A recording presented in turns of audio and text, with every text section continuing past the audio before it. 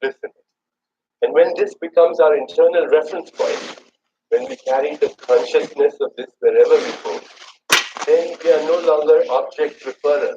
Object preferrer means the ego is no longer our internal reference point. We're not so easily influenced by others. We're not so easily.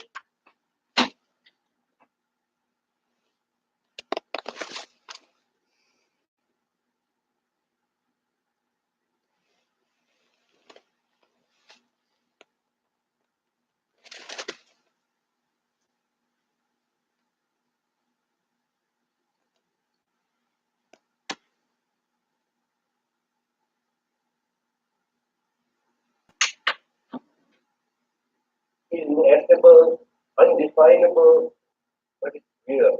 And it's my internal reference point. People have used other words to define this ultimate grounds of creation, which I'm calling the spirit. Intricate order from where everything emerges. David Bohm, an eminent physicist, has called it the implicate order, where everything is unfolded from.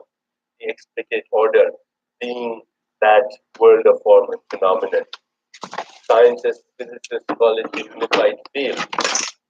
Our subjective experience of it is that when we know it, when we experience it, it's pure joy, pure knowledge, pure silence, perfect balance. We feel that is bliss in it. When it becomes our internal reference point, when we carry the consciousness of this wherever we go, then we are no longer object preferrer. Object preferrer means the ego is no longer our internal reference point. We're not so easily influenced by others. We're not so easily affected by criticism. We're not so fearful of challenges because we know that our source is the source of everything. In order to get in touch with it, the source of reality, have to spend time with it. You have to spend time without self. Spend time an entire lifetime with a stranger. And yet people spend an entire lifetime with a stranger. And that stranger is their own self. That stranger is their own self. When we get to this inner self, and I other diagram here shows you that this inner self is the source of everything. It is where there is the generation of creative process in the mind. It is organization of the dynamism of the stillness of the spirit for the mind. And it is the unity and being in the world of form and phenomenon that is the mind. So when we want to know ourselves as the totality of everything, then we have to know that that mind is the source of your consciousness and right with that power, right with the power. In order to do that, we have to begin to get there. To really get there, we will apply the law of your spirituality. So I would like to summarize the first law for you, which is that I am pure spirit. The way I get in touch with that pure spirit is I take time each day to commune with nature and silently witness the intelligence within every living thing. I take time every day for silence and meditation. I take time to not judge because as I cease from judgment, I create silence for internal dialogue. When I create silence for internal dialogue, I get in touch with the pure potential. So at this point, in fact, I'd like to read to you a poem that I found from Tagore, which says a little bit about what happens to us when we experience nature, and through nature, we experience the pure spirit. He says, on the day when the lotus bloomed, alas, my mind was straying, and I knew it not. My basket was empty, and the flower remained unheeded. Only now and again a sadness fell upon me, and I started up from my dream and felt a sweet trace of a strange fragrance in the south wind. That vague sweetness made my heart ache with longing, and it seemed to me that it was the eager breath of the summer seeking for its completion. I knew not then that it was so near that it was mine, and that this perfect sweetness had blossomed in my own heart. So that is what happens. That is what happens when we experience pure potentiality. I'd like us all then to understand that as we take steps towards success, the first thing we have to do is get in touch with the source of all creation, to realize that deep within us is this field which is the source of everything. At this level, we are this level of the unmanifest. We are the observer, the process of observation, and the observed. We are the soul, the spirit, the mind, the body, and the world. That's why the seers say, I'm not in the world is in me. I'm not in the body is in me. I'm not in the mind is in me, the body, mind, and the world. They happen to me as I observe back within myself and create again and again. And as I do that, I can create anything I want.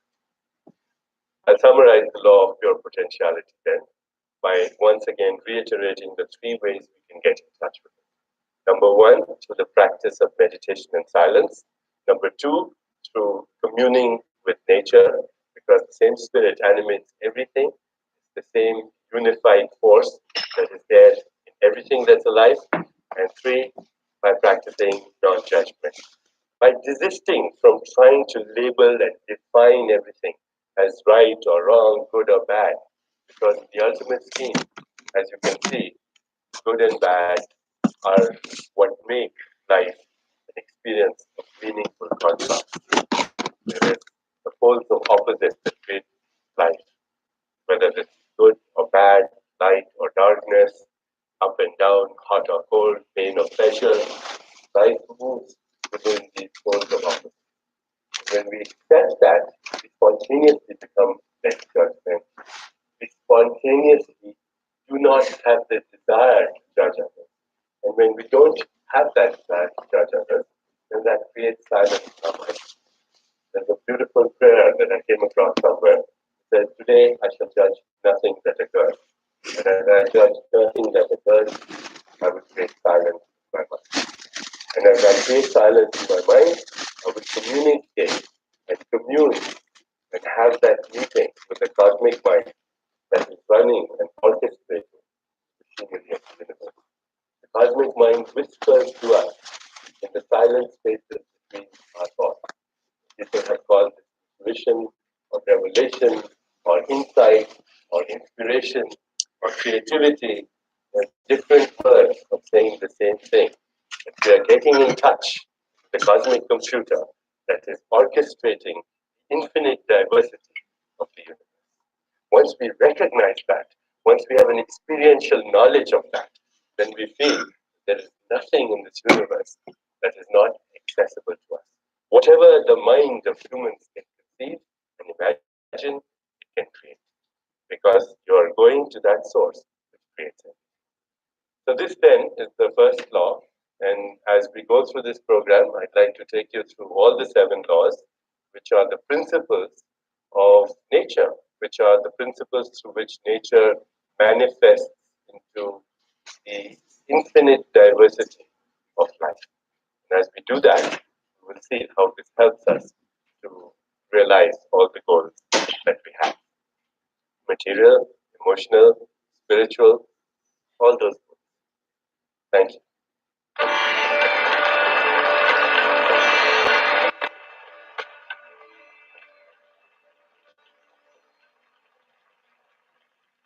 The second law of success is called the law of giving, and it might easily be called the law of giving and receiving as well. Before I go into that, I'd like to read to you something that came through the poetic wisdom of the poet that I quoted previously, Rabindranath Tagore, talks about giving and receiving. He says, "This frail vessel you empty again and again, and fill it ever with fresh life.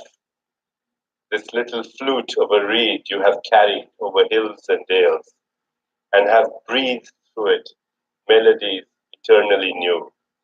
Your infinite gifts come to me only on these very small hands of mine. Ages pass, and still you pour, and still there is room to fill.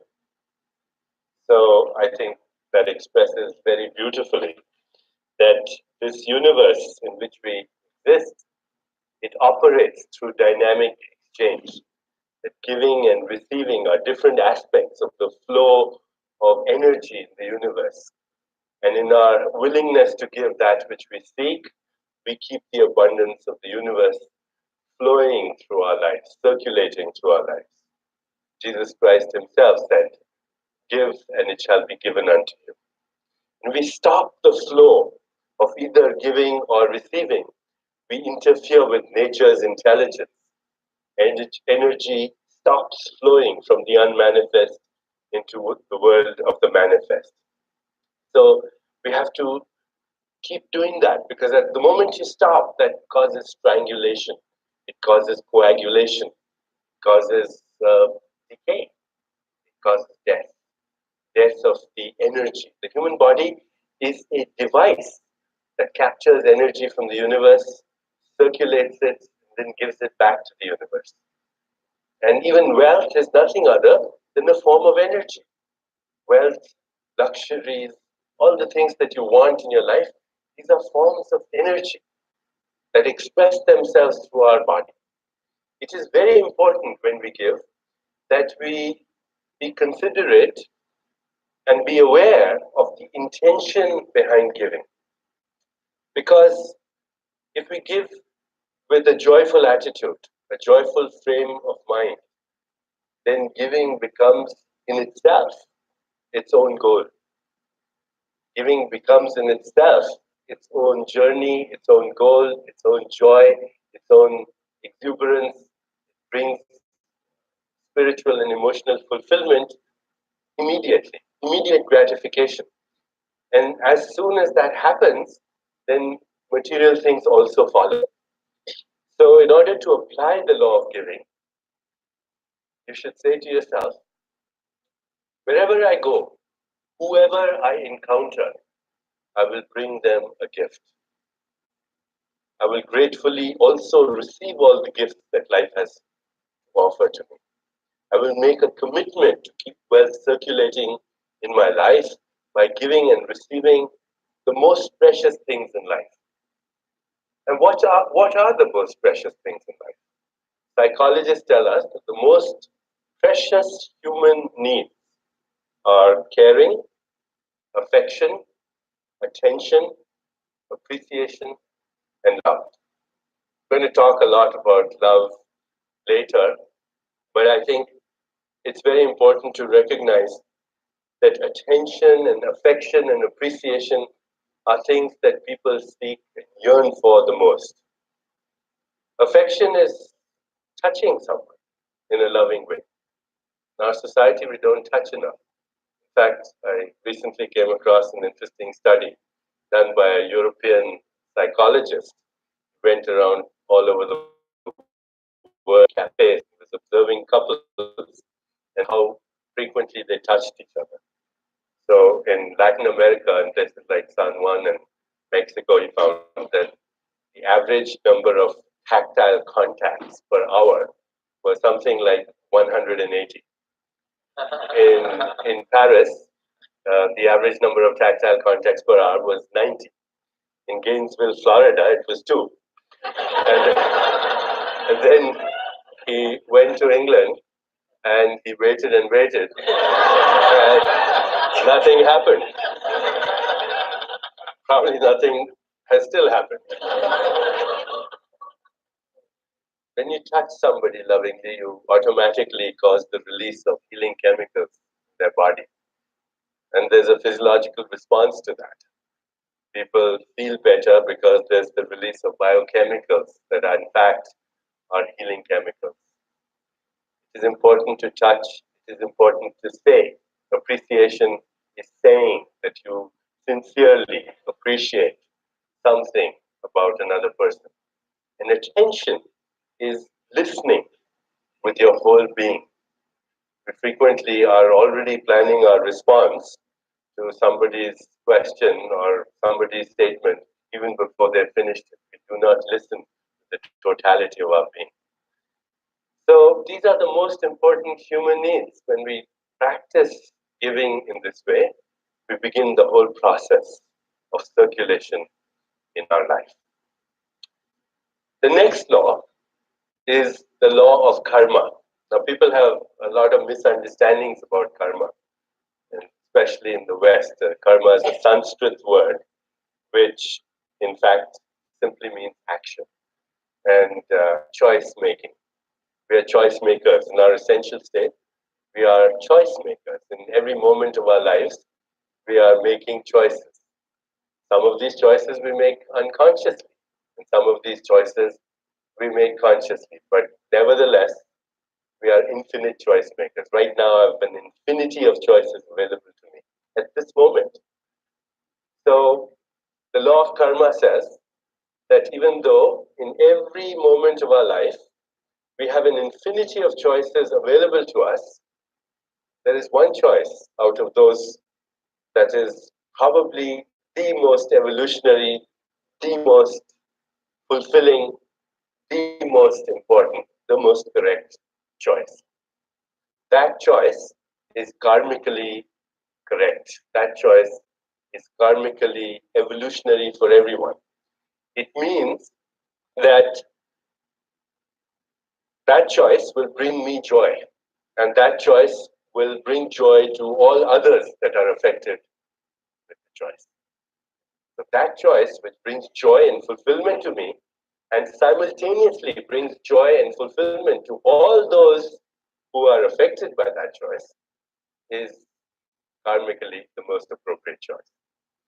And therefore, the law of karma says that every action generates a force of energy that returns to us in like kind. For the expression, what we sow is what we reap. And when we choose actions that bring happiness and success to others, the fruit of our karma is happiness and success for ourselves. The fruit of our karma is happiness and success for ourselves. If you want to help somebody and you want to be helped, it's the same thing. If you want appreciation, as we said earlier, give appreciation to others. If you want joy, learn to make others joyful. If you want pleasure, learn how to give pleasure to others. If you want money, then help somebody else make money. That's what it means to make a karmically correct choice. Now, how does one go about doing that? And nature has gifted us with an amazing, amazing system of intelligence.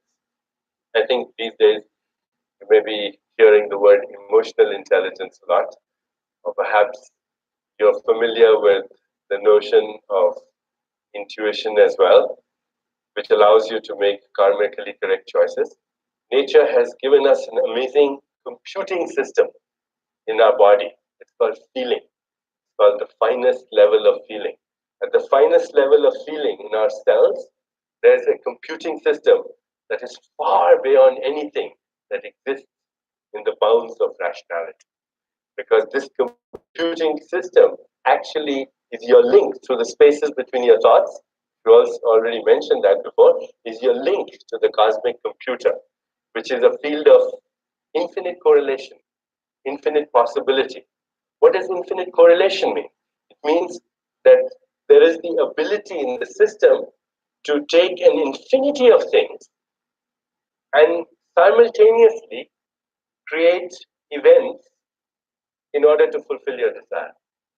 Simultaneously. Your body has that intelligence. A human body can think thoughts and it can play a musical instrument and it can kill germs and it can eliminate toxins and it can make a baby all at the same time. And whilst it's doing that, it monitors the movement of stars and incorporates that cosmic rhythm into its own biological rhythm. There is no intelligence within rational thought that can do that because rational thought is linear. Whereas this is contextual and relational and intuitive and wise and is taking everything into account. That's why I said it's contextual. It takes everything into account. It doesn't have a win-lose orientation. It doesn't believe in linear cause and effect because it knows everything. And every cell in your body has that. Every cell in your body has this computing ability. And how do we access it? By just listening to the messages in our body. There are only two kinds of messages that come through our body at the finest level of feeling. One is the message of comfort, and the other is a message of discomfort. One is a message of pleasure, and the other is a message of disgust, to put it in plain words. When you say so and so is very intuitive, all you're saying is that they're very tuned in to the messages that their body is giving. It's a heightened sense of awareness. They can tune into this finest level of feeling. So, if we want to apply the law of karma, the first thing we have to do is culture body intelligence. Be a really good animal. Culture body intelligence. Listen to what your body is saying. When confronted by a choice, ask your body, should I do this? And if the body sends a message of comfort, then it's karmically appropriate to do that. You might think that the heart is very mushy and sentimental, that it might be misled, especially if you're in a business agreement with somebody or trying to negotiate something. But the fact is, it's not that way. I once interviewed a very successful man in Japan who had earned through his lifetime over $250 billion. He was the former founder of Sony Corporation, the founder, first CEO of Sony Corporation. And I asked him to go to Harvard Business School, had not even gone to any advanced training in business. He said whenever he had to make a deal, he would ask his body. He would say, "I would swallow the deal, and if it gave me indigestion, I wouldn't touch it." Went right through. I knew it was the right thing to do. Somewhere here in your body, particularly in this area called the heart, and the heart is not a mere pump, it's an organ of intelligence and wisdom, is this computing system. Ask it and bring your choice from the level of the subconscious to the level of the conscious mind by witnessing it. Witness the choice. Every time you make a choice, just observe it. Don't have to evaluate it right then. You don't have to label it. You don't have to define it. You don't have to describe it. You witness it. And in the mere witnessing of it, you bring it up from the subconscious realm to the realm of the conscious mind. The second thing that you do is that as you observe the choice, you also foresee the consequences of that choice. In the mere observation of the choice is actually the foresight of the consequences of the choice.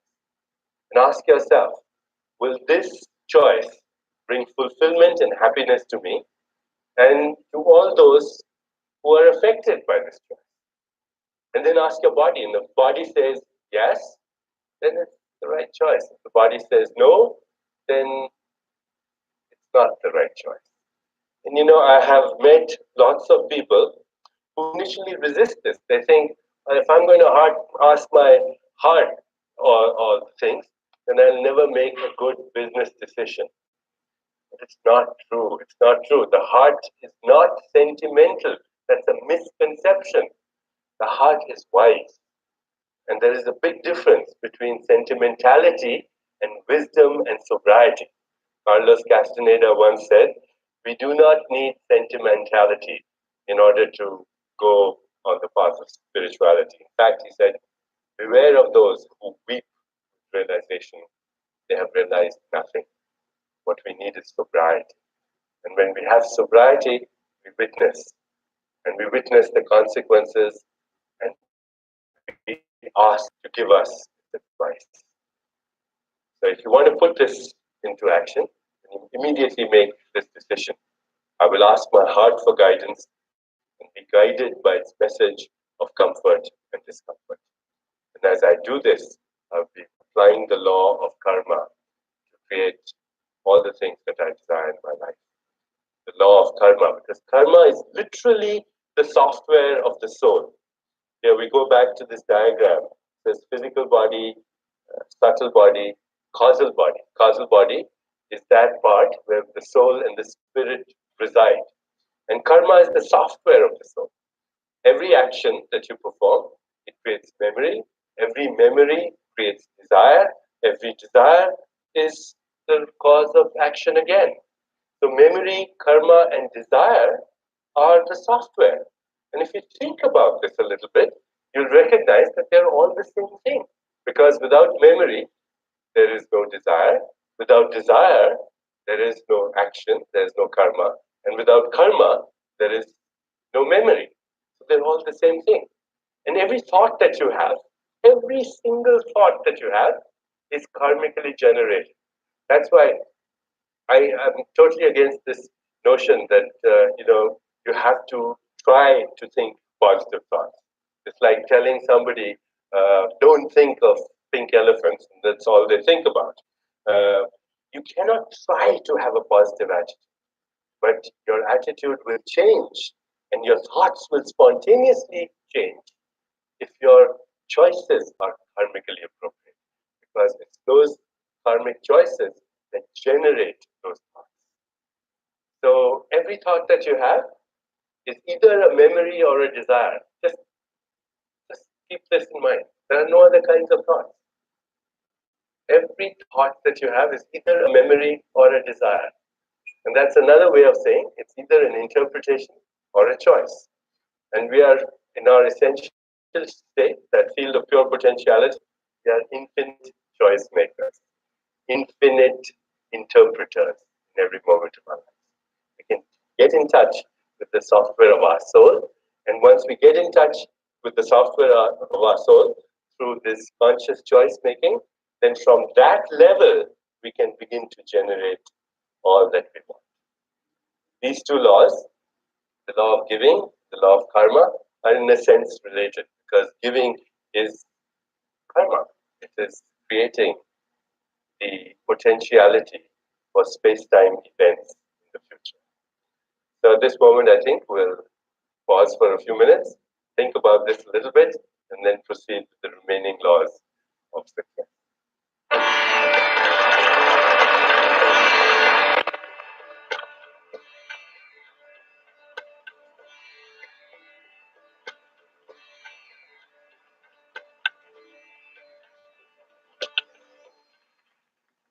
When I was speaking to you about the law of karma, some people, when they hear the word karma, because they're not very familiar with it, they seem to sense that karma implies a universe of determinism. Do we live in a deterministic universe where everything is karmically ordained? Or is there free will? And of course, philosophers have perpetually debated through the centuries this whole proposition. Is it a universe of determinism, or is it a universe of free will? And the answer seems to me that it's simultaneously both.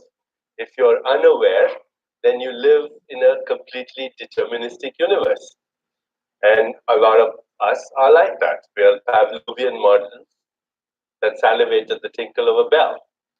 And we are at the mercy of every passerby on the street. A compliment and we feel flattered, and an insult and we are wounded for the rest of our lives. And we call that freedom. So it's not freedom. This is a deterministic universe if we are unaware.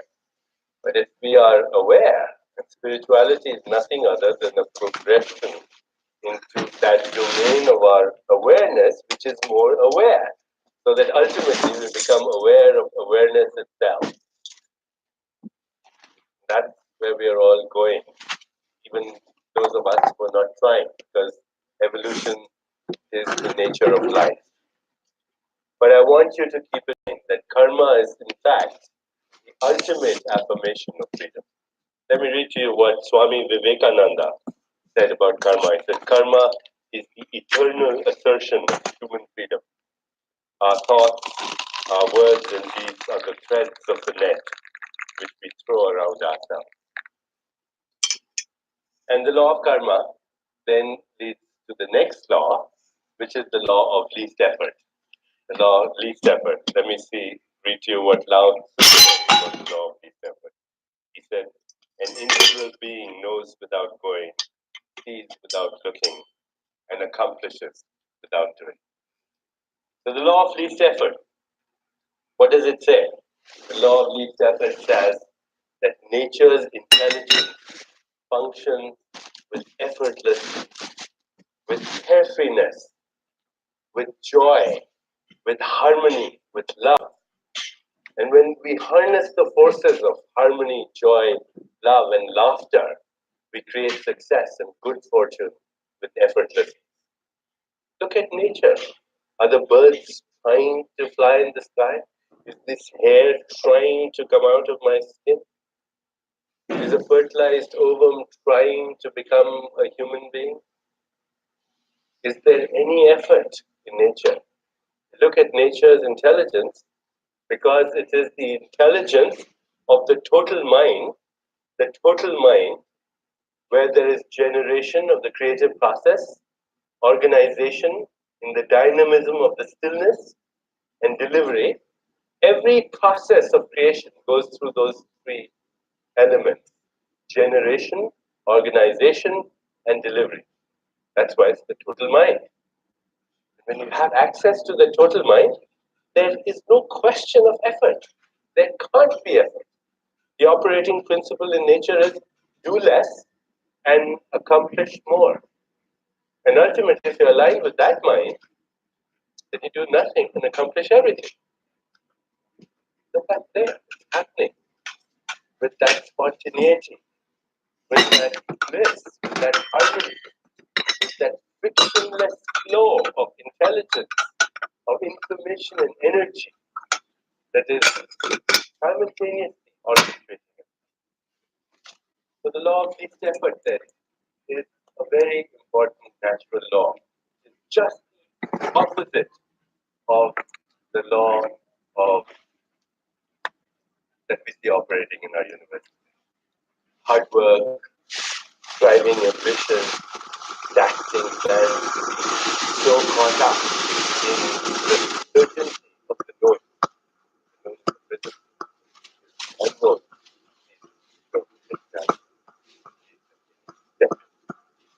So once again, how do we put this law to operation? How do we put the law on these effort?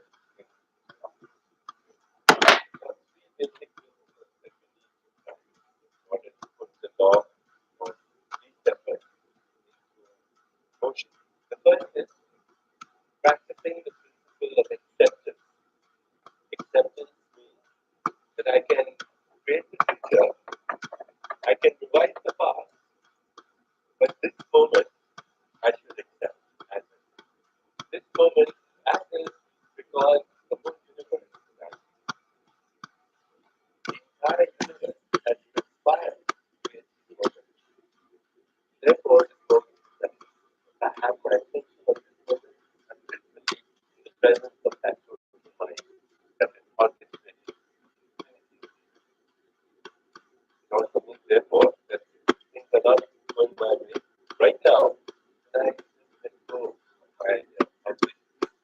The universe has planned to I want surrender. Surrendering to this moment, I accept the situation, the circumstances as they are, not as I wish they were. I can still create the moment. The second principle that allows for that is responsibility.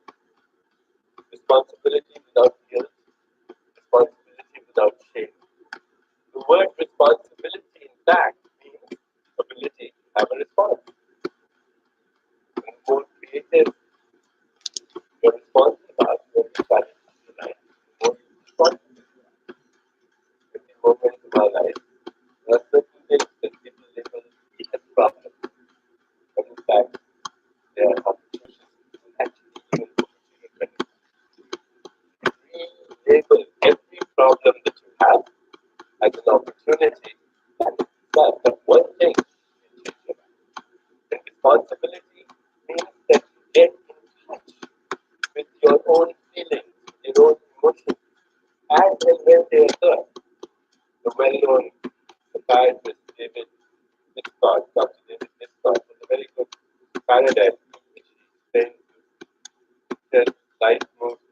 pleasure and pain, when we do not confront the pain as we are experiencing it, we do not witness it, we do not release it, we do not understand it, we do not accept it, then we lock it up in our body. And that remembered pain manifests later as anger, as hostility. That remembered pain can be anticipated in the future as anxiety and fear. That same pain, when it is directed back into your own self, is experienced confused. And all the depletion of energy that occurs with all these things is depression, anger, and hostility, and fear, and anticipation of misfortune, guilt, depression. These are all the problems that arise when we do not get in touch. As we get in touch with ourselves, we consciously witness the pain that we are having as we are having when we are behaving responsibly. Responsibility, ability to surrender to the pain of others. Life moves between these two banks all the time. That's not the problem. The problem is when we get stuck on either bank. Responsibility, therefore, is also the affirmation of our own freedom. Nobody can hurt me unless I give them permission. And it is up to me. Internal reference point. And as Castaneda had said in one of his books, that will make necessary for me to remain offended for the rest of my life. But if my internal reference is this, then nobody has permission to hurt me. The third component of the law of least effort is the practice of relinquishing the need to defend your point of view. Defenselessness doesn't mean that I don't have a point of view. In fact, all I am is a point of view. But when I lose the need to defend my point of view, then I become invincible. The secret of invincibility is defenselessness. If you read the Yoga Sutras of Patanjali, an ancient text of yoga, as I have said previously, the word yoga comes from the same root as the Latin word yoga, which means unified experience of body, mind, soul, spirit, and environment. Then you will see that in that framework of unity, invincibility comes from defenselessness. There's a sutra that says, when we are firmly established in defenselessness, all beings around us cease to feel hostility. There's nothing to attack. Okay, let's summarize the law of least effort. Law of least effort. Everything in nature is happening easily, spontaneously, frictionlessly, joyfully, with carefreeness, with ease, with laughter. And if we want to align ourselves with that intelligence, then we practice acceptance. Having accepted things as they are, we practice responsibility for my situation and those events that I see as problems. Today, my awareness will remain established in acceptance, responsibility, and acceptance. Let's move on to the next law. The next law is the law of intention and desire. Desire is the mechanics of creation. Let me read to you something from an ancient text about this law of intention and desire. And this is from the hymn of creation in the Rig Veda, one of the most ancient texts known to the human mind. It says, in the beginning there was desire, which was the first seed of mind. Sages, having meditated in their hearts, have discovered by their wisdom the connection of the existent with the non-existent. So desire is the connection between the existent and the non-existent. And yet, of course, we have been influenced by various people throughout our lives who have said desire is a bad thing. Well, it's not bad at all. It's the mechanics of creation. Desire is pure potentiality, thinking manifestation. If there was no desire, this would be a universe only of possibilities. Eternal possibility, but no manifestation. And I said earlier that desire, karma, and memory are linked. Therefore, the very fact that you have a desire means that you were meant to fulfill it. Otherwise, it wouldn't be part of your karmic software. So what's the law of desire and intention? The law of desire and intention says that inherent in every intention and desire is the mechanics of its fulfillment. Desire in the field of pure potentiality has that infinite organizing power, infinite correlation. And when we introduce an intention in the field of pure potentiality, in the fertile ground of pure potentiality, we put this infinite organizing power to work for us. Hence, is a powerful force, more powerful than gravity, more powerful than time, more powerful than electricity or magnetism, because it sets into process all those things. But we must know how to put that law into effect. The way desire works is, if it comes from the level of pure being, if it comes from the level of pure potentiality, from the level of pure silence, you slip into the silence, you introduce the desire in the field of that silence, you remain self-referral, which means your ego is not the internal reference point. Then you let the universe handle it. That's how it happens when you do it correctly. And other people have studied this. People have called this physiological intelligence. The other day I was reading a book, and you probably may have heard of this, The Perennial Philosophy by Aldous Huxley. And Huxley talks about physiological intelligence and says something that, if you really think about this, you will become so confident in the fact that in the desire itself is the mechanics of creation. In the desire itself is the whole process, the whole process through which everything gets orchestrated. You've heard of synchronicity, I'm sure, or meaningful coincidence. Synchronicity is when a number of things happen simultaneously in order to fulfill your intention. Meaningful coincidence, many incidents all happening at the same time in order to fulfill this little intent that you have. Intention and attention are the two qualities inherent in that field of consciousness, the cosmic computer. Attention is energy, intention is information. What's the world made up of? Energy and information. If you were to really become aware of your qualities of consciousness, attention and intention, you would be laying the groundwork to fulfill all your desires. We apply this law of intention and desire by first making a list of all our desires, then taking that list of desires and surrendering it to the womb of creation, reminding ourselves to practice present moment awareness, this moment as it should. Now I'm going to come to that quote of Aldous Huxley. I'd love to read it to you, because what it says is, it says Aldous Huxley gives a very clear example of physiological intelligence that is present and has infinite organizing power. That physiological intelligence can do anything for us.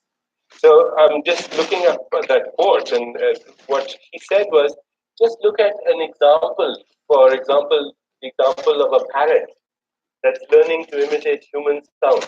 How does it do that? How does a parrot learn to imitate human sounds? Some little intention in this little brain that is the size of a pea, and then it sets into motion an infinity of space-time events so that it can imitate a human voice that requires vocal cords, tongue, teeth, the cerebral cortex, the neocortex. How does that happen? Just through intent. A parrot with a pea-sized brain can do that. We are doing that all the time. When we walk from here to there, you know the complexity of that? That if you were to be aware of every little muscle that has to relax that has to contract. You could never do it. It would boggle the mind of a neuroscientist to do it. Every physiological function uh, that you can think of, to metabolize to metabolize one molecule of sugar by a cell requires infinite organizing power. A cell has to immediately send orders to the pancreas to start secreting insulin, send orders also to the pancreas to start secreting glucagon, to the brain to start secreting growth hormone. A whole symphony has to be orchestrated. The cell is a conscious entity. And if your body cells can do it, why can't you? Why can't you? You can.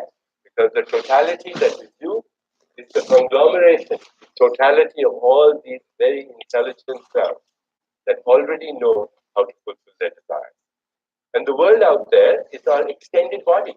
And if you are familiar with the quantum mechanical framework that I've talked about so many times, then you'll realize that there aren't any well-defined edges to our body.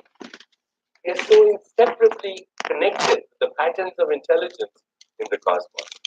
When we let our intention there, we let that cosmic mind orchestrate infinity of space-time events to bring about the outcome that we intend.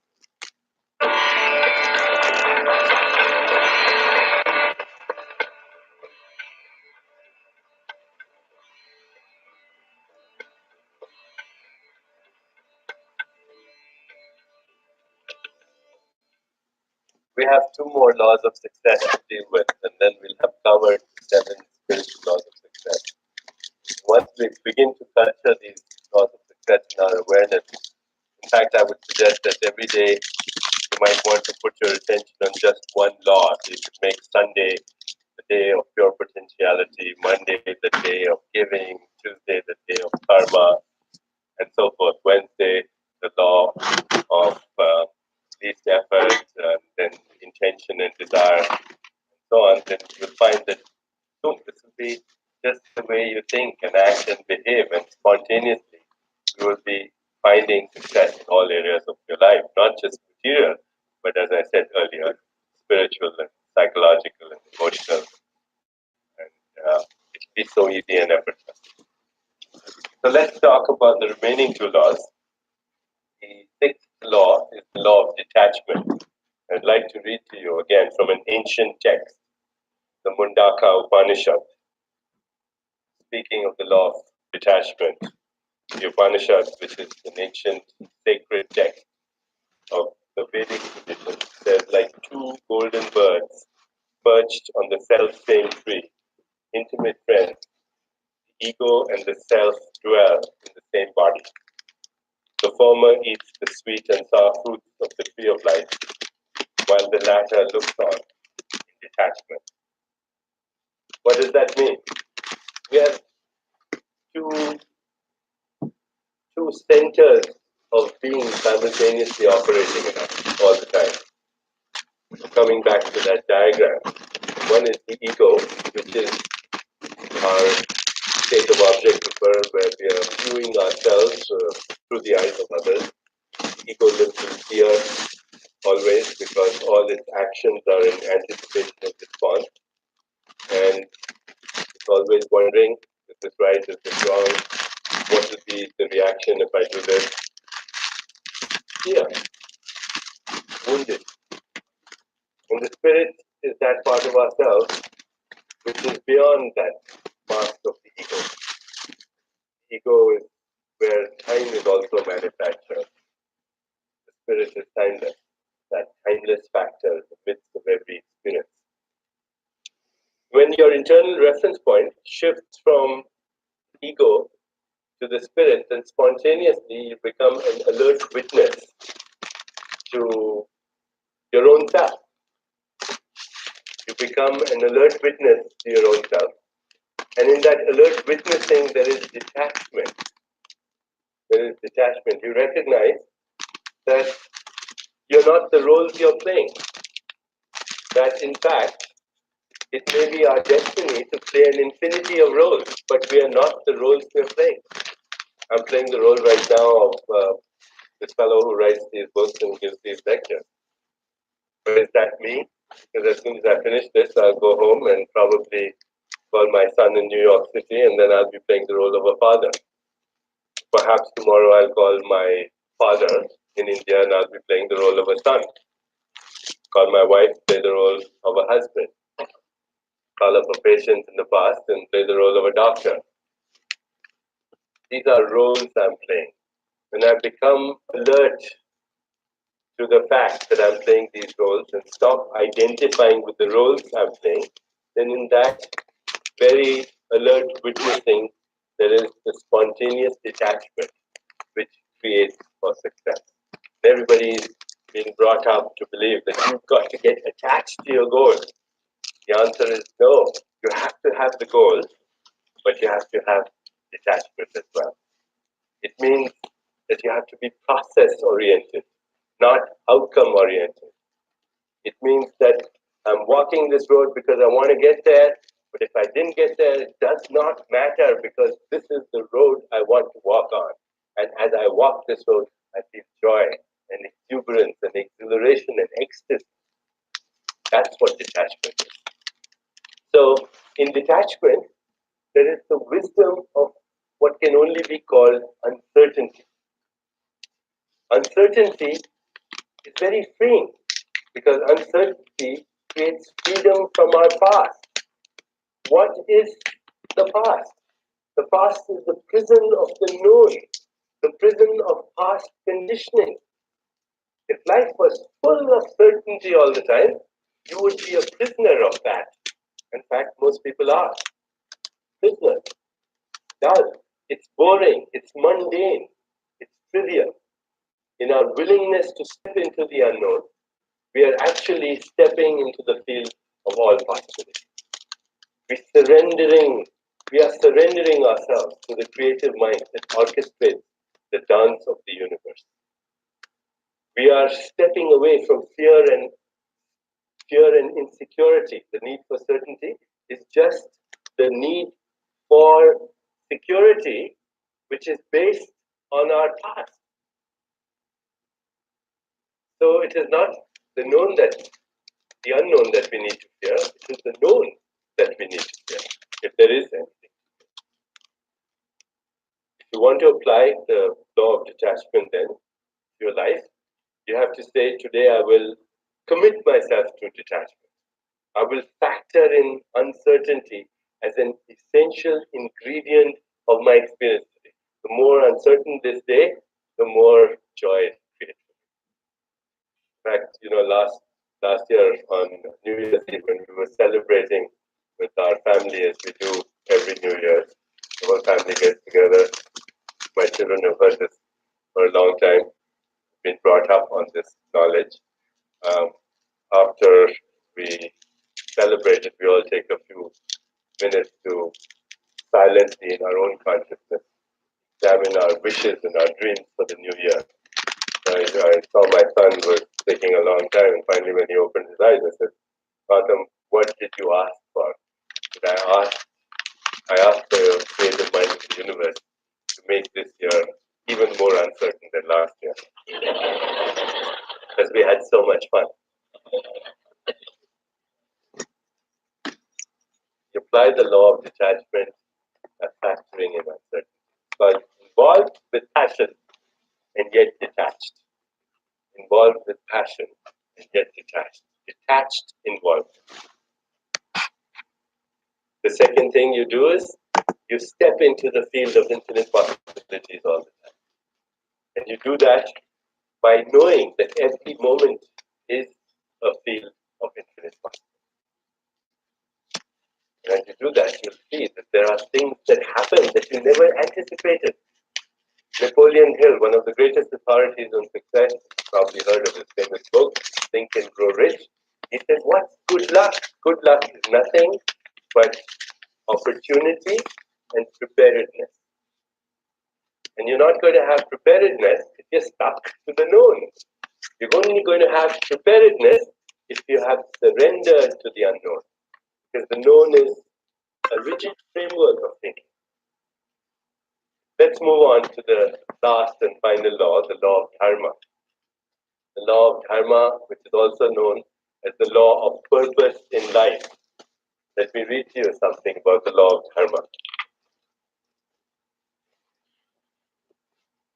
And this comes from Khalil Gibran, who says, when you work, you are a flute through whose heart the whispering of the hours turns to music.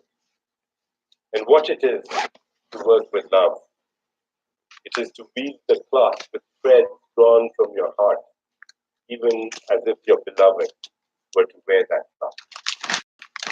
The law of dharma, which is the law of purpose in life, has three components to it. The first component is that each person that's alive, each human being that's alive, has a unique gift, a special talent to give to others. When we blend that unique talent with service to others, we experience the exaltation and the ecstasy of our own spirit, which is the ultimate goal of all goals. So the law of dharma says that each person who is alive can do something in a certain way that's better than anyone else that's alive. That's one thing you can do, and you have a very special way of doing it, better than anyone else that's alive. And everyone has that, because the universe, in its perfection, has no spare parts. It's complete and perfect in its totality. And when you're doing your unique thing in your own unique way, there's a symptom that goes along with that. You lose track of time. You escape time-bound awareness and you enter the realm of timeless awareness.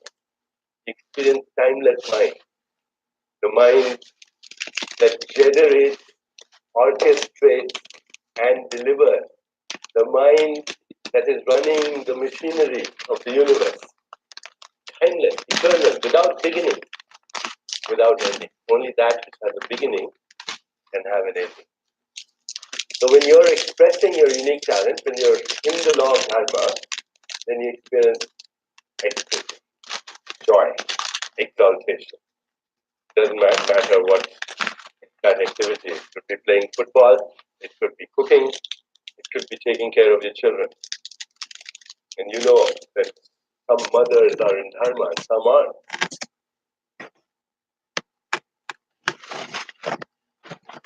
So that's the first component. The second component of the law of dharma says that we are here to help each other. We are here to help each other. If you change your internal dialogue from what's in it for me to how can I give, you'll spontaneously get what you want. Because the internal dialogue of the ego always is what's in it for me, what's in it for me, what's in it for me. The internal dialogue of the spirit, because the spirit is that domain of our awareness where we experience our universality. The spirit is always saying, how can I help? And even in asking that question, how can I help? It is obtaining everything that there is to obtain. That's the second component of the law of dharma. And the third component of the law of dharma is to experience our higher self. To recognize, as Father Teilhard de Chardin said once, that we're not human beings that have occasional spiritual experiences, but in fact we are spiritual beings that have occasional human experiences. And when these three components of the law of dharma are put to use, then anything and everything is possible. If you want to apply the law of dharma, then say, today you commit yourself to lovingly nurture the God, the goddess, embryo that is lying deep within your soul. Make a list of your unique talents. Ask yourself every day, how can I help? How can I serve? How can I put these unique talents to the service of humanity? When I raised my children, I just told them these things in the beginning. I told my children, I don't want you to ever think of making a lot of money. I don't want you to ever think of getting the best grades in school or going to the best college. I want you to just tell me what you really love to do, enjoy doing, and how you can put that into the service of humanity. They ended up going to the best school, getting the best grade, all of that stuff, but they never even thought about it. Because when you are in tune with your dharma, then everything comes to you very spontaneously and very effortlessly. Law of Dharma literally says, we are gods in embryo. This might sound like blasphemy, but how can we not be connected to that source that creates everything? Because it's the source of our own being. There is nothing other than God. These gods and gods in embryo are impulses of intelligence. They are states of awareness that come from that universal mind, that come from that universal field of infinite possibilities. And these gods have only one desire. They want to be born. They want to be born. Thank you.